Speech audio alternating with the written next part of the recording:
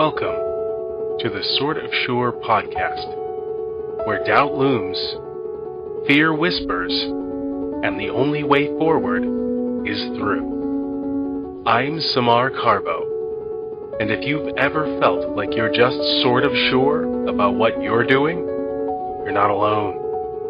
This is where we face the uncertainty, push past the hesitation, and keep going anyway. So take a breath, step in, and let's move forward together.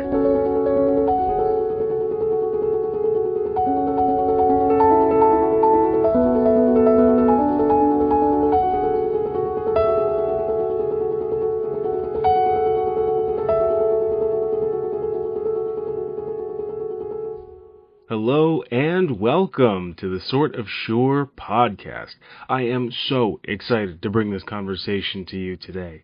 Recently I sat down with Jen Anderson, the creator of the Accomplist app.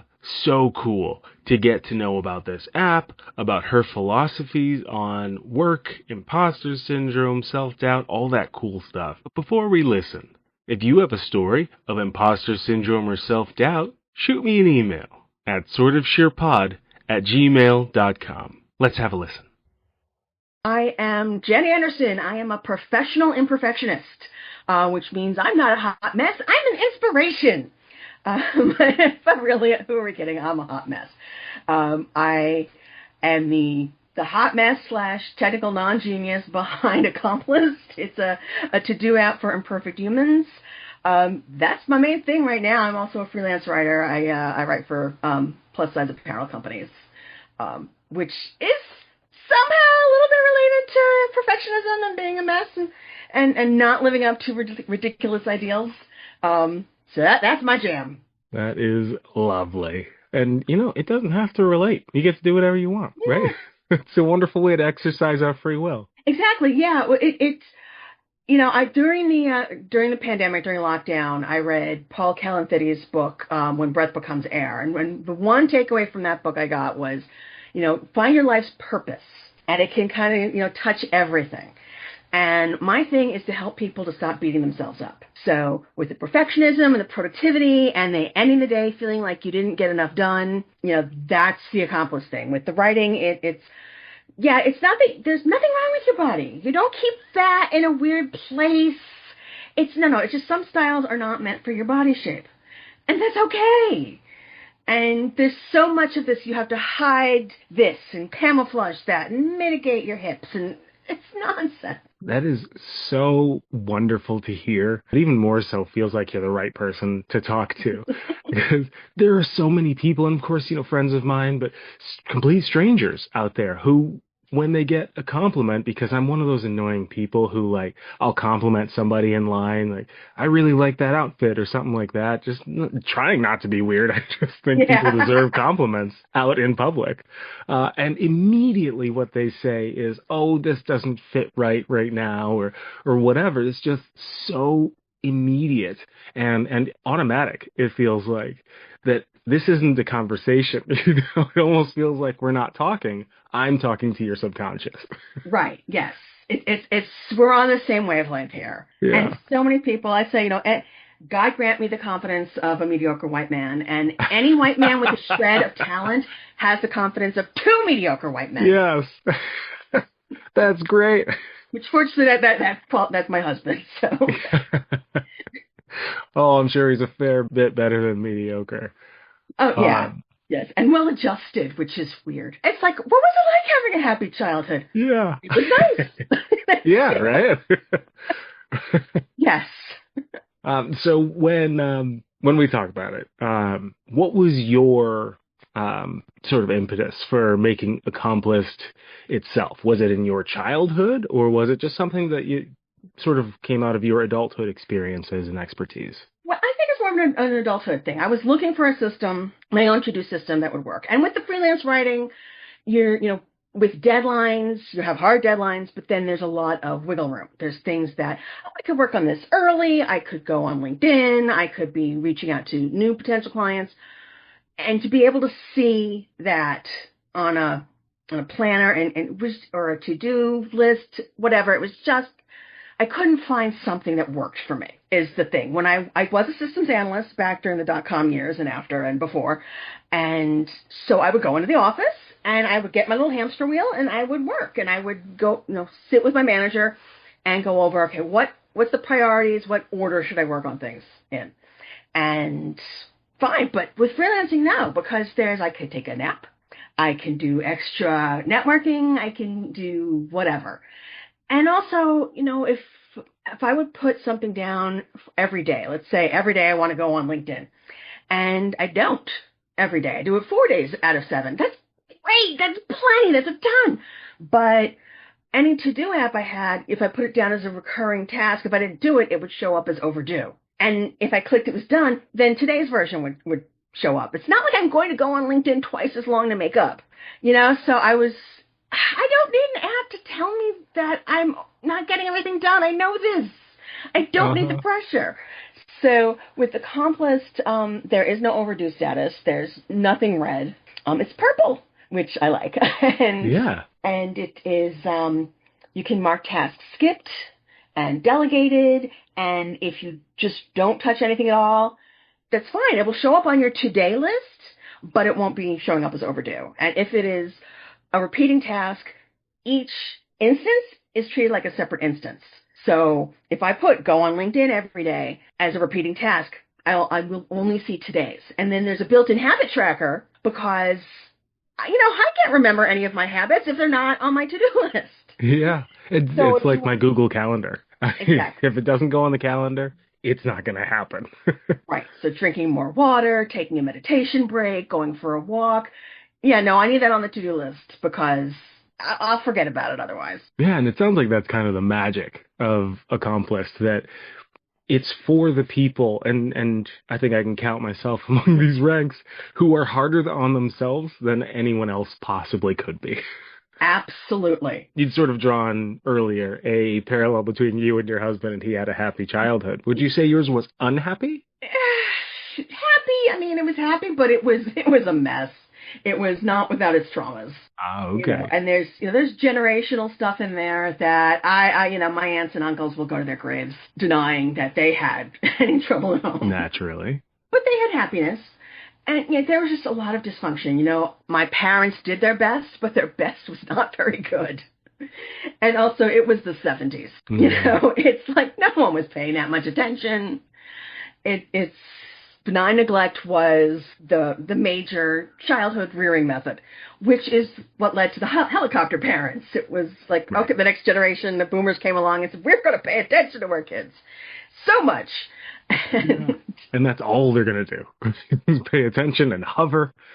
Yeah. So there's a balance. It's there somewhere. And, we had tragedy in the family and, I lost 3 of my grandparents in the 70s. So, yeah. So for my parents and their siblings to become, orphaned at such a young age, it's weird. Yeah. I mean, my parents were in their 30s when they got married, or early 30s. So my grandparents were like in their 60s when they died. These are people who were not going to have the longevity. Yeah. But nowadays, both my parents are in their 80s and so it's less, I don't know. It's because I have both my parents. I can't quite relate, but I understand that it's like flying without a net. Yeah. Absolutely. That's really good illustration. Yeah. So you wouldn't say it was unhappy, of course, from that story. But when I hear, and there's a question coming, but I'm going to frame it first. Mm-hmm.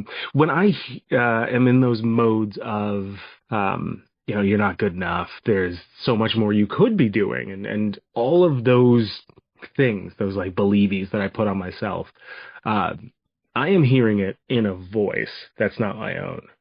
Is that how you process these things as well, or do you hear yourself chastising yourself? Absolutely, it is someone else. It is my mother or my Aunt B in like the 1980s, 1990s. Oh, wow. And particular time period, too. Well, that's the thing, is that they're not like that anymore.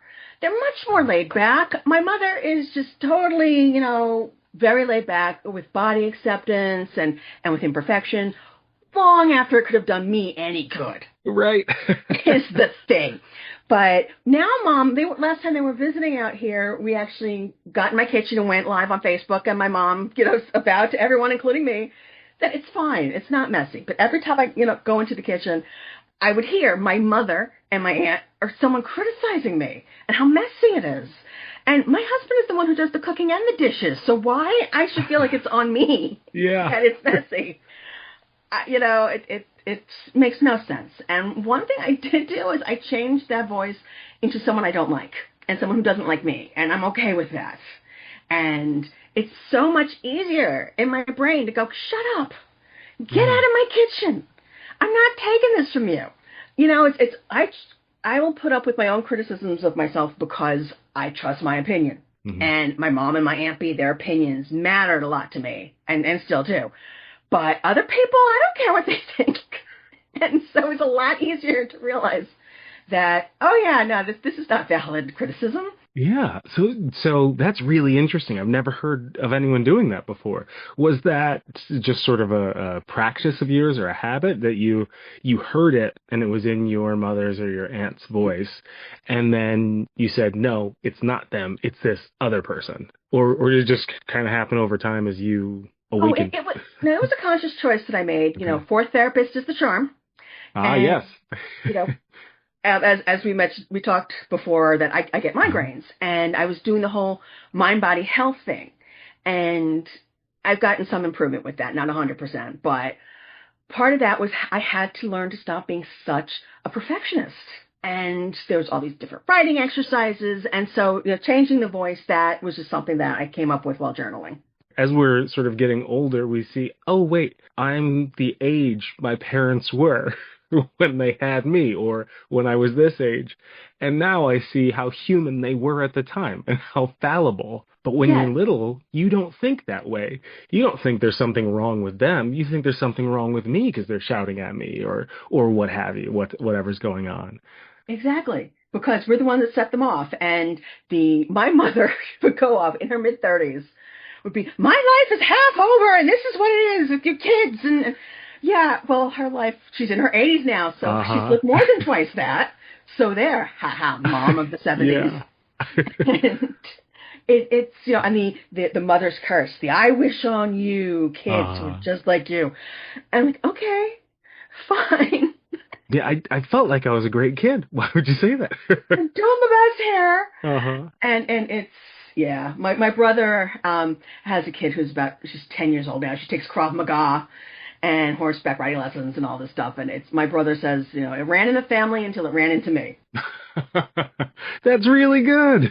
Yes. So this is what a child who was raised by a hippie artist who is, determined to raise a mentally healthy kid. That's what it turns out to be. She's taking Krav Maga. I love that. Yeah.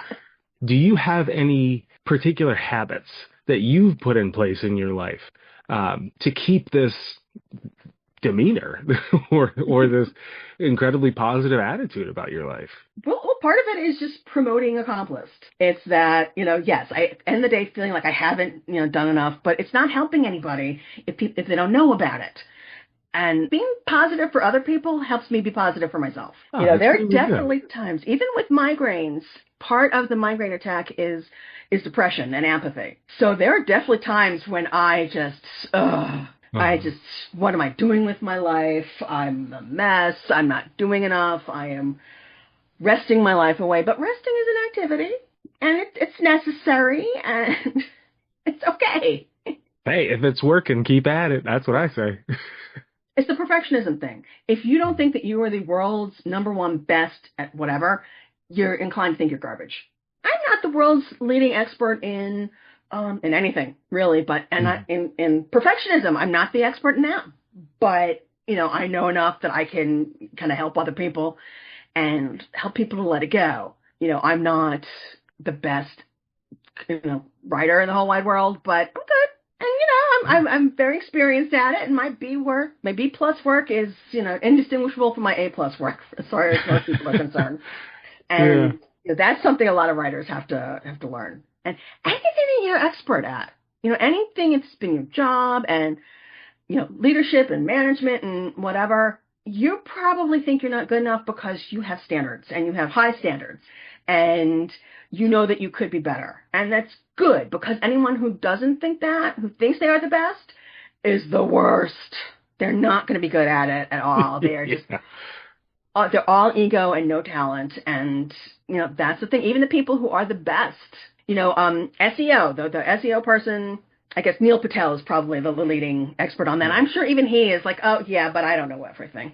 Yeah. Well, because you've got to be getting better every day, right? That's right. And it's always something like that. It's always changing. And so I wonder, and I ask everybody this question, if somebody's out there and they want to get to where you are, whether it's developing their own app, coaching, freelance writing, anything that you do quite well, and that they're just starting out and they're in a place of self-doubt and imposter syndrome, what would your advice be to them? Do it and do it wrong and keep doing it and failing bigger and better. But also getting advice, asking for advice, because, I was a systems analyst. I designed software. So when it first came to building the app, I reached out to some friends who were developers, and I had this document. I've designed the whole thing, and they told me it would take 1,000 hours, and which cost a lot of money. And finally, I ended up, just through connections, I had a chat with someone who has designed award-winning apps. And he said, well, and it's still in technology. I'm out, I'm rusty, I'm a writer now, which I prefer. But what he said was like, yeah, no, they're always going to tell you it's 1,000 hours. There's agile development. This is how you do it now. And yeah, no, we did it much less than 1,000 hours, but I had to get that advice, and for a while there, I had a score mentor. Because I was thinking, okay, I need to, do some fundraising, and spent weeks walking around going, I didn't want this for my life. I don't want this. I don't want this. And finally realized, okay, I don't want this. I don't want to make an official company. It is a company, but I don't want to make this big thing with investors who I have to pay back and make myself miserable. And I want to half-ass it. And my last chat with my score mentor, he was like, yeah, no, yeah. I was like, okay, great. You're giving me permission to half-ass it. And, self-funding. And there's all these people, they're founders and they're bootstrapping. And I'm like, yeah, I made a thing. And I'm telling people about the thing. And it's fine. I don't have to do it the way everyone else does. Yeah, absolutely. And that's such a big moment right now. And I think people are starting to kind of realize very, very slowly, but they're starting to kind of realize they don't have to do it the way everyone else has done it. And we have a whole generation of people that are coming up with new words for things. And what is that one that really grinds my gears? Quiet quitting. It's people I don't even know if people say that anymore. It's been, I learned about it. So probably old hat now.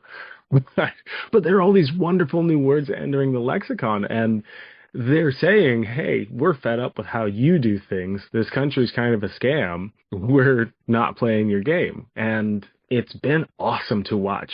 I have a hard time living that, but I can watch it and I can say, hey, you guys are great. You do your thing. Yes, the kids are going to be okay. Uh-huh. But it's late stage capitalism. I've been following politics for decades now, and so it's just like, yeah, saw this coming. Yes. It's the problem isn't that I'm paranoid. It's that the universe keeps making my paranoia justifiable. Uh-huh. And that's, and that's the thing. I would have these screaming arguments with my mother as a teenager, because my high school had a really stupid dress code. And I said, I'm going to get a job where I can wear jeans every day. And jobs like that don't exist, she says. And by the time I was out in the workforce, yes, they did in technology. Absolutely. The dot-commers, the dress code was one thing that they did right. Uh-huh. Mark Zuckerberg walked so he could run. Is there anything that you haven't been able to share, or a particular plug that you want to do that you'd like to share on the podcast? Yeah, the Accomplist app. It is, you can go to accomplist.app. It's accomplish with the T instead of an H. And there's links to the App Store and the Google Play Store where you can download it. You can just go directly and get them that way.